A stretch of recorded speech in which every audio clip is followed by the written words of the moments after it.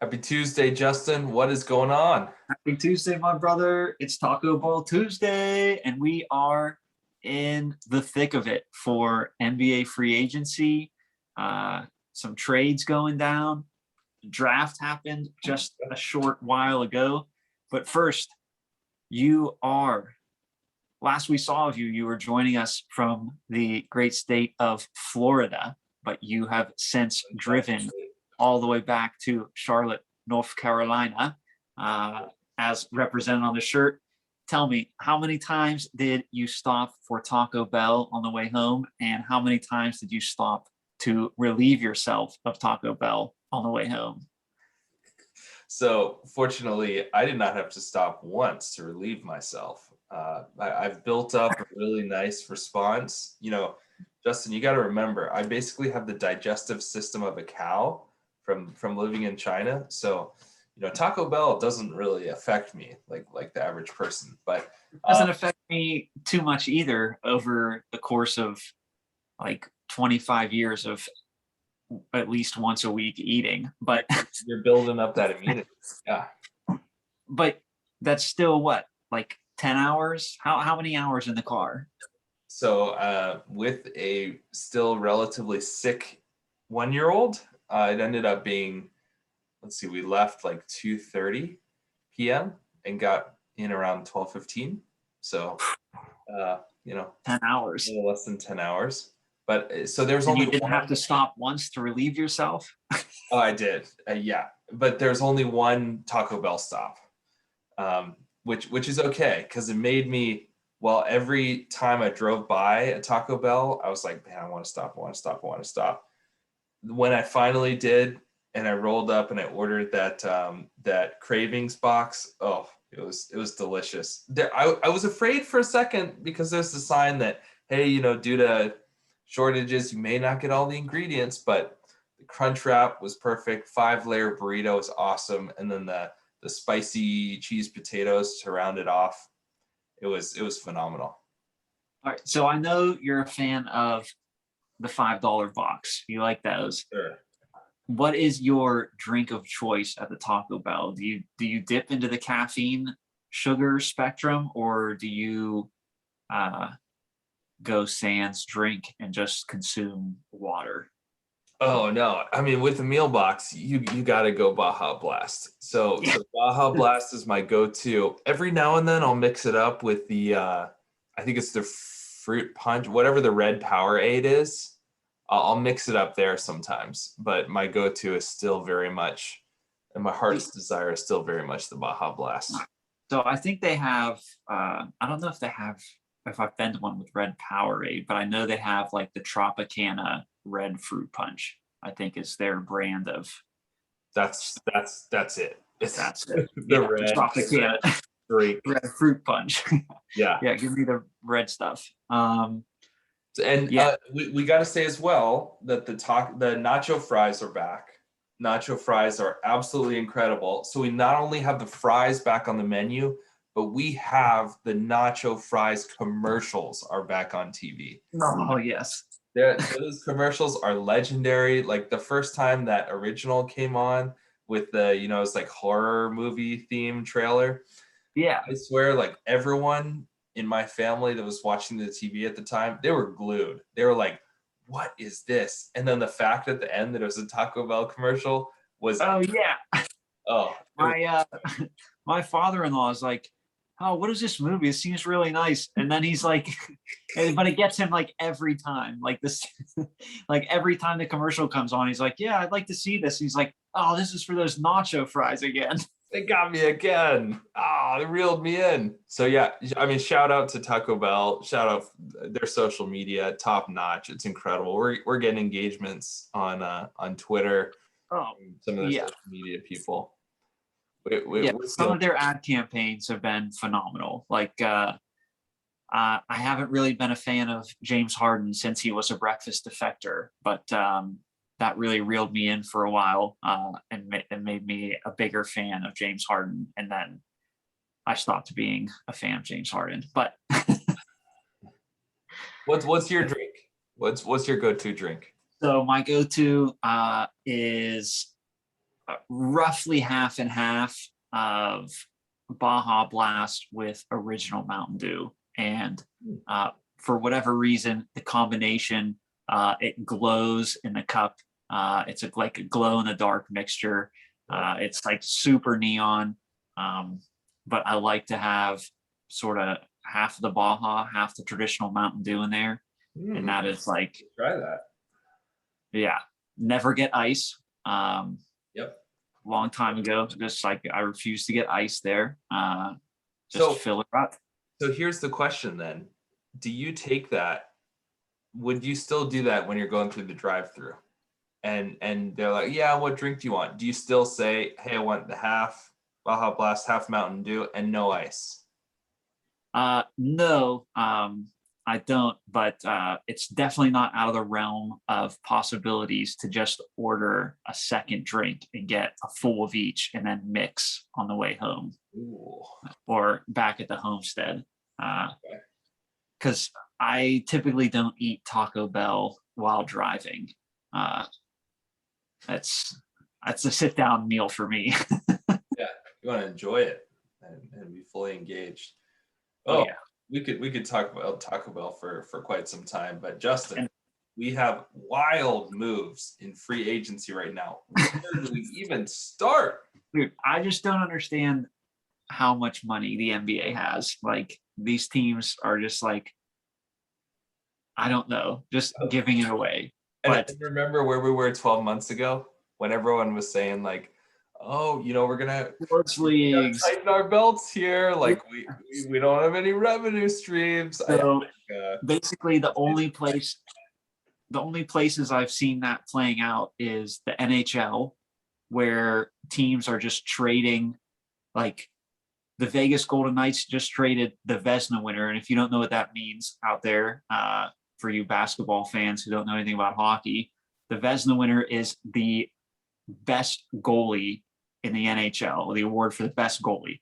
They traded him for nothing just to get rid of his $7 million contract. And we have guys in the NBA signing $90 to $100 million like it's nothing. And so the NHL, I think, has been hit hard because a lot of their money actually does come from ticket sales. And then baseball, where teams that are somewhat in contention or like mid-market teams will just be selling off all the players to the richest teams. And there's like no cap in baseball. So the Yankees, the Dodgers, the Mets, the Red Sox, they have the money, they get the best players.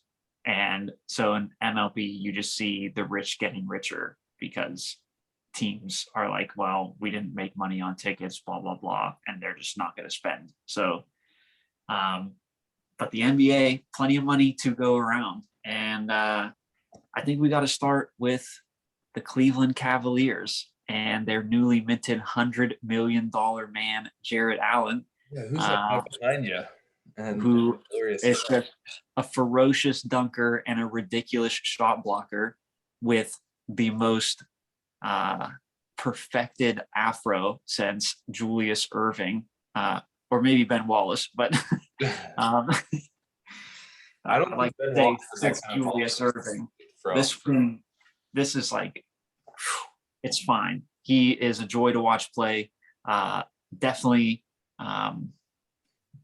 glad they got him from Brooklyn when they made some big trades last year. But I just don't really understand it because just last week they drafted a 7-foot center who has a magnificent defensive presence out of USC, Evan Mobley. Now, I know he has a bit more ball handling skills, but I just see, I don't know.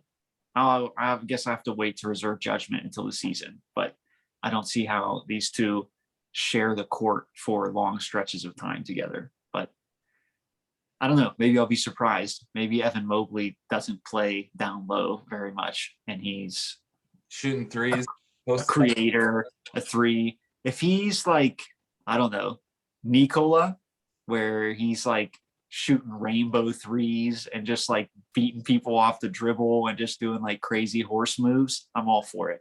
But Keep I don't know. talking, Justin. We'll see. Yeah. I could write the end of that story, but before you got to read the book. But the Cavs also traded out Taurean Prince, who wasn't there very long. I think he came over in some part of the Brooklyn swap as well, for Ricky Rubio, the international sensation, just a wizard over in Spain, but very mediocre here in the United States. So I got like super pumped about it and like was explaining to my wife how he's not actually very good in the NBA, but really good at international basketball. She's like, so why are you excited that they got him? I'm like, I'm not. He's pretty old. I don't know what he's just be a backup because he's certainly not going to start over Colin Sexton or Darius Garland or Isaac Okoro. But hey, for a brief moment in time, I'm allowed to have pure optimism about the Cavs as they're spending money and got a top draft pick, baby. Keep dreaming. I will. All right. This brings me to my next fan allegiance in the NBA. Okay. LeBron James and his Los Angeles Lakers. Okay. So definitely big movers in LA. Made the big trade splash so far of the offseason, unloading Kyle Kuzma, who I keep thinking about how they could have included Kuzma in the deal to get Anthony Davis and kept Brandon Ingram instead. And I don't know. I think things would have worked out better, but maybe Ingram would have sort of shied away from the spotlight in LA and struggled and not improved as much as he did in New Orleans. I don't know. But Kuzma, gone. Finally, he's out. Mm-hmm. Let's see. Kentavious Caldwell-Pope, he gone. And Montrezl Harrell signed in or opted in so that he could be traded for Russell Westbrook coming home to LA. Blockbuster. I already hear all the headlines. Oh, this is a terrible move. There's no spacing on the floor. Westbrook's too selfish and ball dominant. LeBron's too old. Davis is injury prone. But when they're in the finals again and about to win a championship, all we're going to hear is, oh, LeBron, he needed a super team. He stacked the deck, blah, blah, blah, in year 19 or whatever. So I don't know. LeBron is one of the smartest basketball players we've ever seen.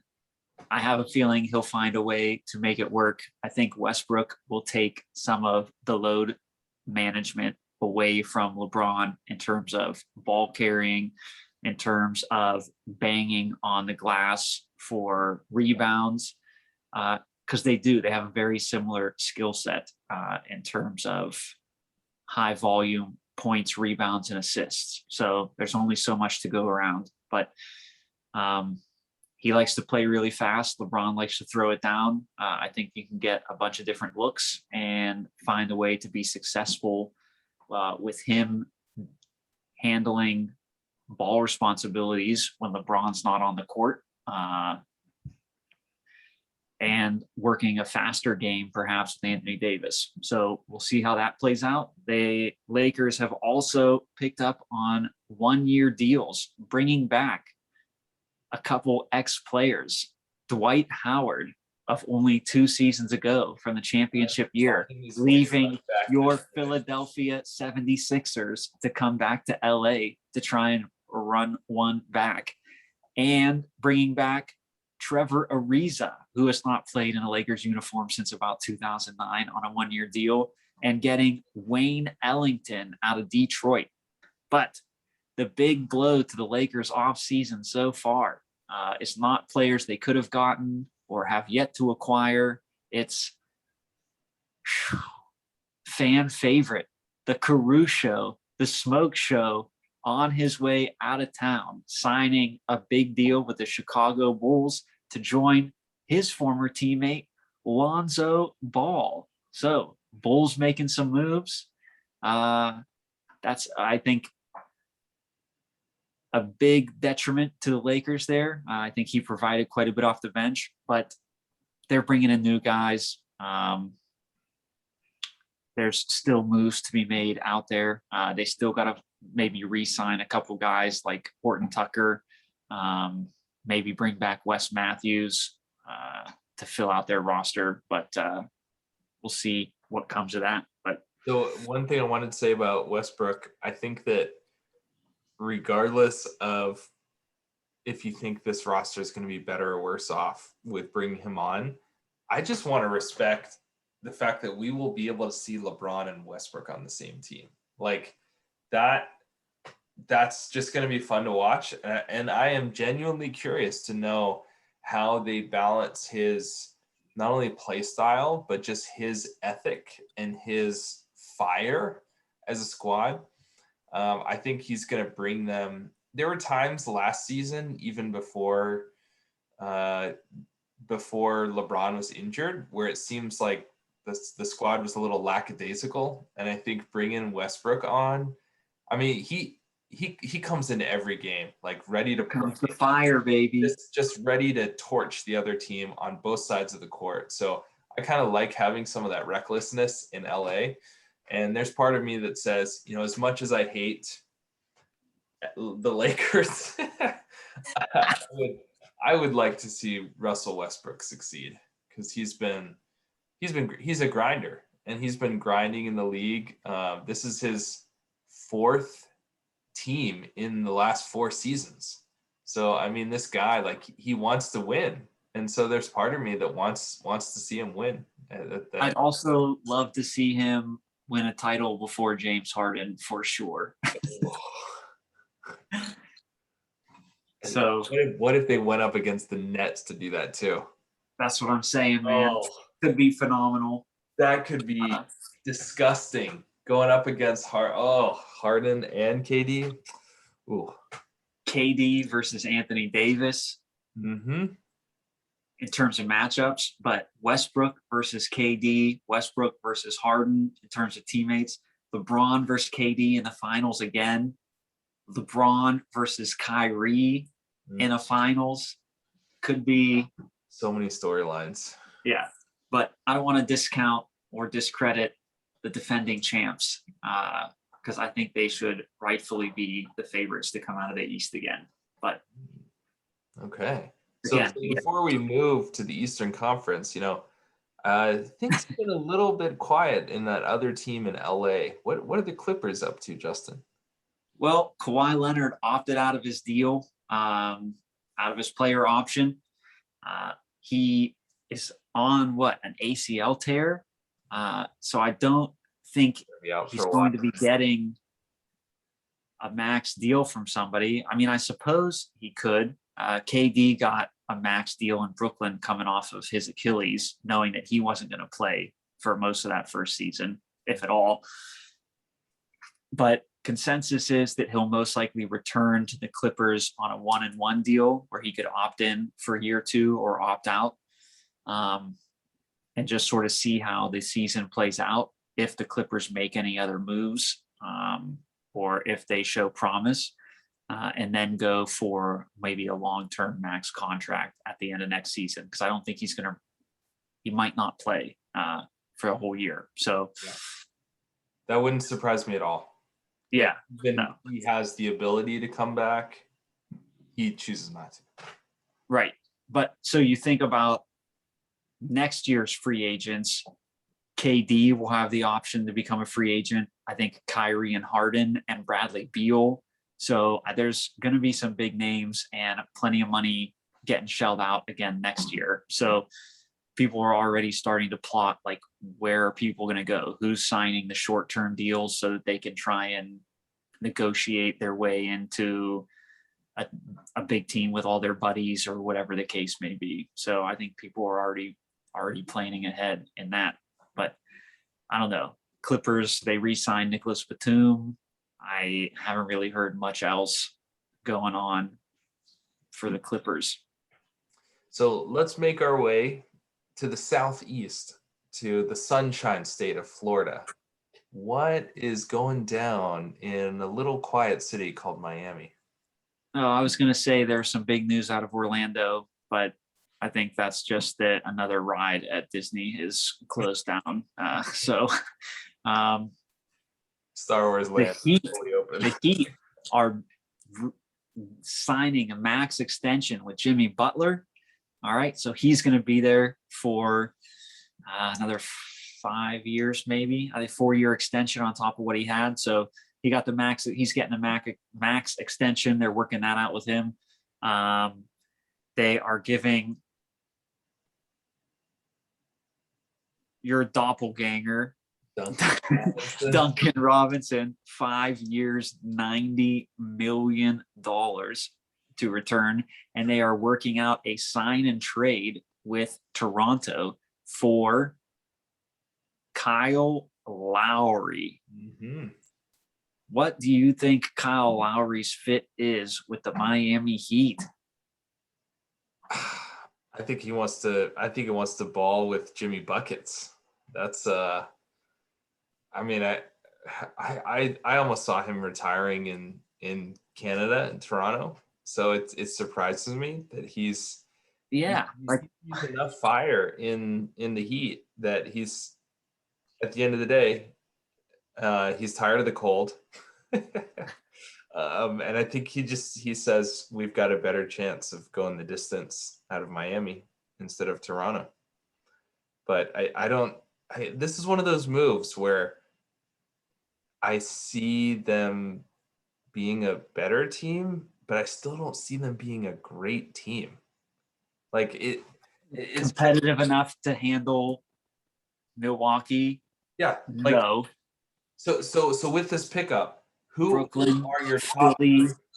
who are the Heat's top three? Like, will he elevate that team enough that when we think of the Bucks, we think of Drew Holiday, Chris Middleton, Giannis, right? Like big. Yeah. So for Miami, we're saying Jimmy Butler, Kyle Lowry, and Bam Adebayo. Is that yes? But is that the big three? Hold on here. I think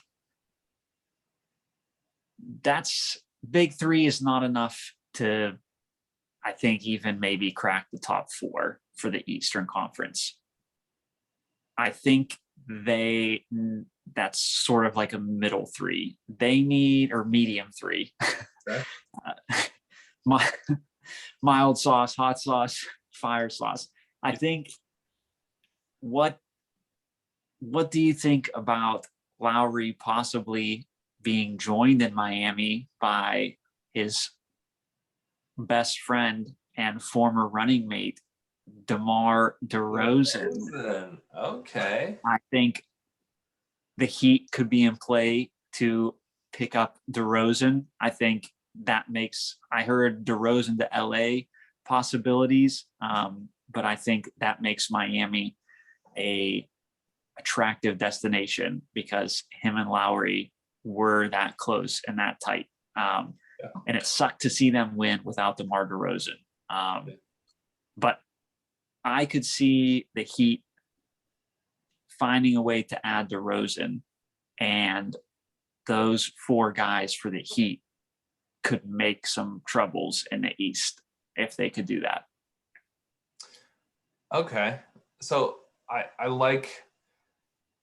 have not been, as a Spurs fan, I think DeMar DeRozan has been reliable, but by no means, I mean, I've kind of felt the same way with LaMarcus Aldridge. Like, he came to San Antonio, they sold a lot for him. It was kind of a letdown. Like, he never really ascended to the same level that he was so disappointing. Yeah, super disappointing. And then, DeRozan definitely had moments of brilliance, but I feel like he never played at an elite level. He played at a great level. So I'm gonna be cautiously optimistic that this Miami Heat squad is, yes, they're gonna be like medium, almost fire, but it's still, even with DeRozan, and maybe I just sound crazy, but even with DeRozan going up against the Nets or the Bucks in the Eastern Conference Finals, I still wouldn't have the Miami Heat favored. No, but you could see them in the Eastern Conference Finals. They could somehow I see them as if they get DeRozan, I see them as a top 4 team. I see them leapfrogging teams like Atlanta and New York and being maybe even ahead of Philadelphia, especially we don't know what Philadelphia. I mean, there was talks that Philly was going to be trading Simmons down to Miami, but I don't know. That's not going to happen. He's not. I don't think, unless they, I don't know, is there a moratorium on trading away guys that you just traded for? Can they take Lowry and flip him to Philly? Isn't he from Philly? I can't remember where he's from. Yeah, he played at Villanova. So I don't know. I thought there was possibilities of a sign and trade there happening where he could go there. They could find a way to swap him and Ben Simmons and some other assets or make some things work. But I don't know. So that's. I see them mired in the Atlanta, New York, Miami. They're kind of like the second, third tier of the East, and just a slugfest there too, especially come playoffs. That'll be a lot.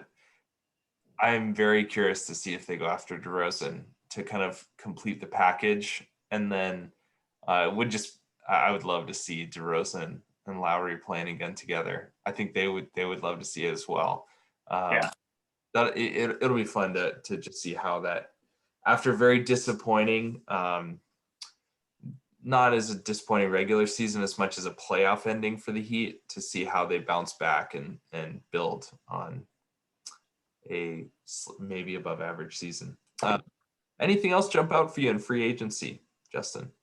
I just got to give a shout out to my boy, local kid, pride of Char Valley, TJ McConnell, securing that bag, getting, I think, 42 mil from the Indiana Pacers for a few more years in Indiana. So I'll be forced to keep an eye on Indiana Pacers box scores to follow one of my favorite players, TJ McConnell, a man who thoroughly embarrassed the Cavs by having 13 steals in a game against them last year. Something just totally ridiculous. So left and right. CP3 signing a new deal in Phoenix. He opted out. I thought maybe he'd consider going somewhere else, but he signs a new 4-year deal. It's going to pay him until he's 40 years old, 120 mil. That's all and becoming one of the most healthy compensated NBA athletes of all time, right? Yeah. Can he just opt out of these State Farm commercials from now on? Because we need to be done with that. He's just pulling a Marshawn Lynch. I'm sure his commercial revenue is what is actually paying for his bills, and everything else that he's earning, all these contracts, is just going straight into buying more banana boat rides with the gang. I have no idea. What do you do with $420 million? I don't know. I'll never know. Also, Bobby Portis running it back with the Bucks. Back to the Bucks. Signing again on, I think, a 2-year deal. I think that's nothing else too monumental right now. I think those were Lowry, the Westbrook, definitely some of the blockbuster moves. Yeah, I'm still on Dame watch. Still on Ben Simmons watch to see if Philly can remake their roster.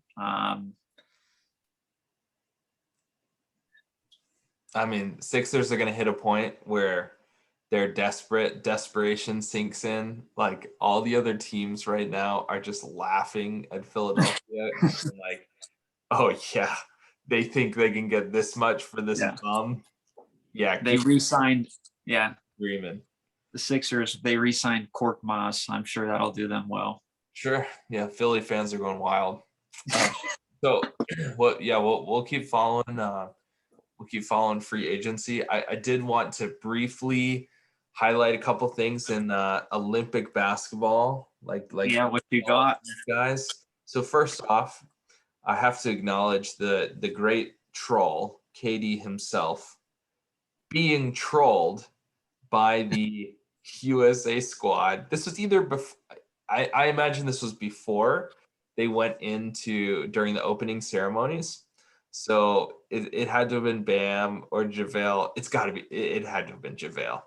Just decided to rally all of the Olympic USA athletes to sing happy birthday to Kevin Durant, whose birthday is not until later in September. And his look said it all. So I just loved seeing the great troll himself get trolled by none other than the whole USA Olympic team. Was just incredible. Do they medal? Oh, of course, Justin. Come on. Who are you kidding? This is fake news. They're winning the gold medal. Okay. All this nonsense. So much nonsense about They could be out in the quarters to Spain. blah blah. No spoilers there. No spoilers with the USA Spain game that happened this morning. You know, we're not going to give that one away. But no, this is so much doubt against this USA team, and when the spotlight's on them, when the real lights come on and the world is watching, they're going to take care of business. I'm not worried about the squad. They got Drew Holiday. They've got a real leader on the court now. none of this KD guy. Oh man. And I guess point 2A for Olympic basketball is watching Luka Doncic single-handedly carry Slovenia. I mean, and he's elevating the other players, but they're still watching the highlights. There's times where the other players are like, I am playing in space with someone who's supernatural. Like even his teammates are caught up in this Doncic moment. Dallas should just waive all their players and sign all of the Slovenian players, and the result would be the same for their NBA season. Maybe better. Yes. Not a bad idea. Mark Cuban would save a lot of money in the process too. Although I think the biggest downside of that scenario is, what would we do with Boban Marjanovic? Boban. There are many NBA franchises that would welcome him with open arms. So, and that fan factor, if nothing else, right? I think he's literally the most beloved fan player in all the league. Yeah, he should be. Anything else that happened in the last week, or anything else you're going to be keeping an eye on? I think that does it. Next. I think that wraps it up for another episode of Taco Ball Tuesday. Who's our next guest? Who are we gonna pull on next for some guest commentary? I got a couple people in the wings waiting, who've been itching to maybe make an appearance and share some Taco Bell stories and give their insight on basketball action. So hopefully they're not delusional Cavs fans as well. Well, I can't make any promises. Maybe less delusional and more realistic, but okay. Cavs fans nonetheless. Okay. All right. We'll have a guest on soon. Justin, always a fun time. Always a pleasure. Yeah. Check us out at Taco Ball Tuesday on Twitter, on Instagram. Like us, follow us on the YouTube channel. Share your comments, questions. We'll answer them live on the pod. Good. And as always, cheese fries. Watch that commercial. Join the fry force. And yo quiero Taco Ball, baby. Oh man. Taco Ball Tuesday.